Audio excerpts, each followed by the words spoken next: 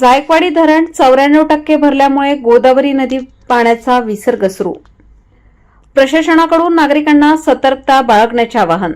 जायकवाडी धरण हे 94% भरले असून गेल्या वर्षीप्रमाणे पूरस्थिती उद्भवू नये म्हणून काही योग्य व दक्षतापूर्ण उपाययोजना करण्यात आल्या असून हवामान खात्याने वर्तवलेल्या वातावरणाच्या अंदाजानुसार व गेल्या वर्षीची पूरस्थिती लक्षात घेता धरणाच्या वरील बाजूस ढगफुटी किंवा अतिवृष्टीसारखा मुसळधार पाऊस पडून जर आवक अचानक वाढली तर धरणात साठवण क्षमता असायला पाहिजे या दृष्टीने दक्षता म्हणून गोदावरी नदीत 28,135 क्युसेकने पाण्याचा विसर्ग सोडण्यात आला आहे.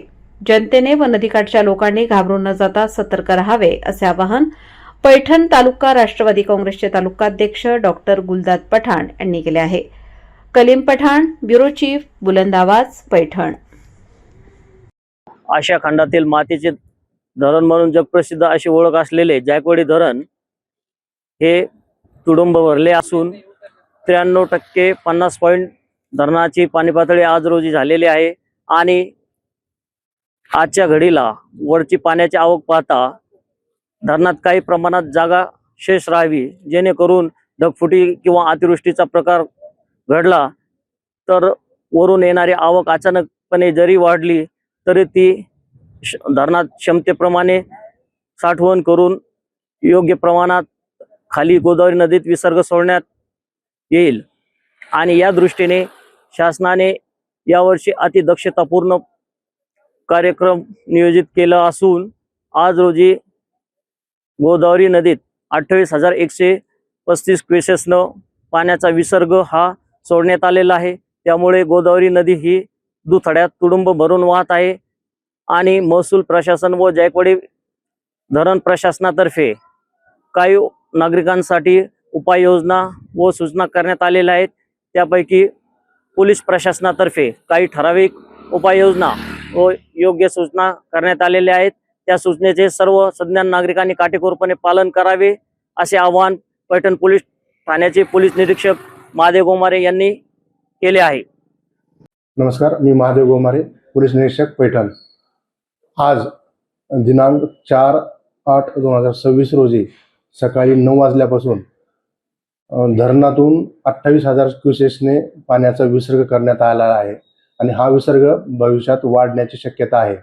आज घडीला सध्या धरणाच्या खाली असलेला दगडी पूल त्यावरून पाणी जात आहे. तर सर्व पैठण शहर आणि आजूबाजूच्या नागरिकांना आम्ही आवाहन करतो की डॅमकडे जाण्यासाठी किंवा दगडी दरवाजाकडे जात असताना तुम्ही आपल्या सुरक्षेची काळजी घ्यावी. त्या ठिकाणी सुरक्षा रक्षक नेमलेले आहेत. जागोजागी सूचना फलक पण लावण्यात आलेले आहेत, त्याचे पालन करावे. अतिउत्साही पर्यटक असतात, त्यांनी पण आपली सुरक्षेची काळजी घ्यावी. नदीचं पाण्याचा प्रवाह खूप वेगाने असतो, तो बाहेरून याचा अंदाज येत नाही, त्यामुळं आपल्या जीवितास धोका निर्माण होऊ शकतो. त्या संदर्भाने सर्वांनी काळजी घेणे गरजेचं आहे. तसेच नदीकाठच्या गावातील लोकांना मी असं आवाहन करू इच्छितो की आपल्या ज्या विहिरी नदीवर ज्या मोटर टाकलेल्या आहेत त्या अगोदरच काढून घ्याव्या. जरी आता काढणं शक्य नसेल तर त्या काढण्याचा प्रयत्न करण्यात येऊ नये, कारण पाण्याचा प्रवाह वेगाने जात आहे. आपल्या सोबत असणारे इतर सहकारी आहेत त्यांना पण याची सूचना द्यावे. आपले जे पशुधन आहे त्यांना व्यवस्थित ठिकाणी आपण संध्याकाळी सुरक्षित ठिकाणी बांधण्यात यावे. जे शाळेत जाणारे विद्यार्थी आहेत त्यांनी देखील आपले नदी नालेवर पाणी आलेले आहे तर त्यांना पाण्यात उतरू नये असे पालकांनी त्यांना समज देण्यात यावी. वाहनधारकाला पण मी असं आवाहन करतो, ज्या ठिकाणी पुलावरून पाणी जात आहे त्या ठिकाणी आपण पर्यायी मार्गाचा अवलंब करावा.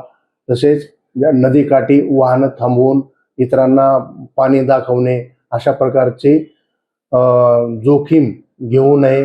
पाय घसरू शकतो किंवा आणि काही पण होऊ शकतं. त्यामुळे सुरक्षेच्या दृष्टीने सर्वांनी आपापली काळजी घ्यावी.